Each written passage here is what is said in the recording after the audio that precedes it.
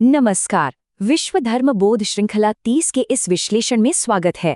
आज हम एक ऐसे विषय पर बात करने वाले हैं जो सीधे सीधे हमारी रोजमर्रा की जिंदगी से जुड़ा है।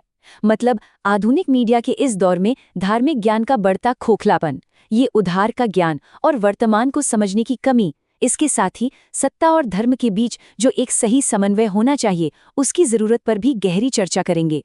तो चलिए, बिना किसी देरी के इस दार्शनिक विश्लेषण की गहराई में उतरते हैं। आज की इस चर्चा को हमने मुख्य रूप से 5 हिस्सों में बांटा है।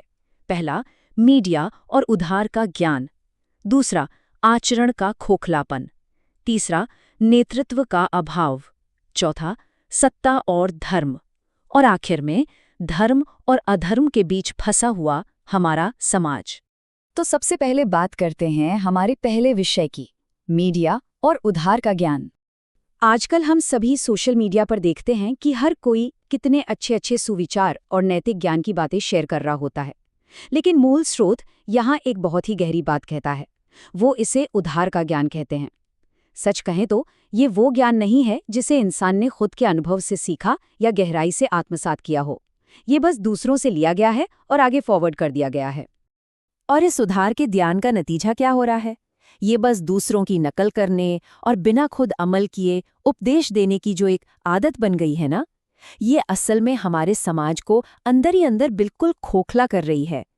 जब बातें सिर्फ दिखावे के लिए हो और आचरण शून्य हो, तो समाज की वैचारिक नींव का कमजोर होना तो तय है। यहीं से हम अपने दूसरे भाग की तरफ बढ़ते हैं, आचरण का खोखलापन। अगर हम ध्यान दें तो दुनिया भर के जितने भी धर्म हैं, उनकी जीवन शैली या भाषा भले ही अलग अलग हों, लेकिन मूल रूप से उनके सिद्धांत बिल्कुल एक जैसे हैं।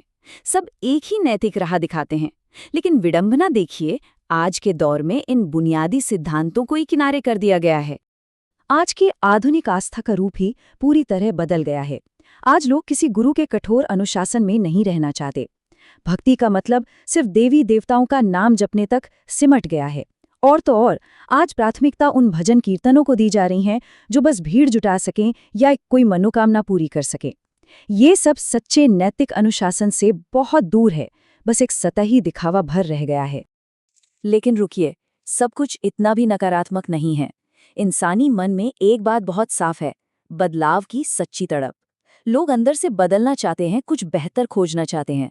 पर सबसे बड़ी त्रासदी ये है कि इस बदलाव को सही दिशा देने के लिए एक सच्चे मार्गदर्शक का पूरी तरह से अभाव है। प्यास है, पर रास्ता दिखाने वाला कोई नहीं। और यही बात हमें तीसरे बिंदु तक ले जाती है, नेतृत्व का अभाव। अब अगर हम पारंपरिक नेतृत्व की बात करें, जैसे हमारे साधु संत या शंकराचार्य, वो अपनी पैतृक विरासत और पुरानी परंपराओं को सहेजने का बहुत अच्छा काम कर रहे हैं, इसमें कोई दो राय नहीं है। लेकिन आधुनिक समाज की जो ज़रूरतें हैं, जो आज का संदर्भ है, उसकी समझ का उनमें थोड़ा अभाव दिखता है। बदलते वक्त के साथ जो एक तालमेल होना चाहिए, वो कहीं मिसिंग है।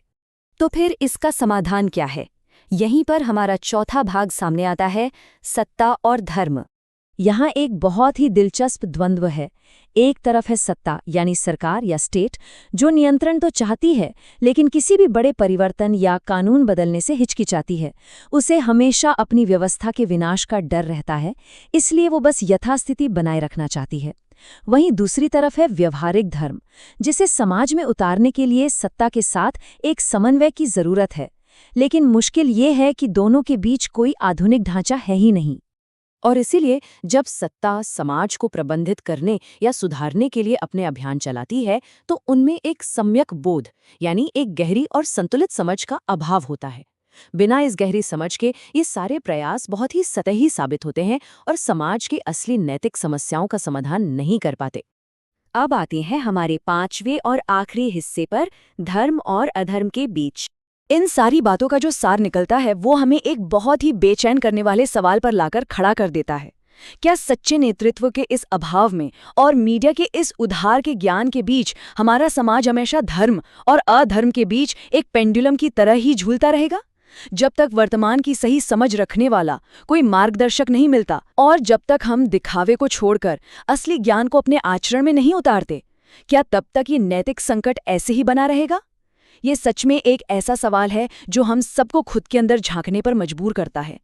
इस पूरी चर्चा में साथ बने रहने के लिए बहुत बहुत धन्यवाद।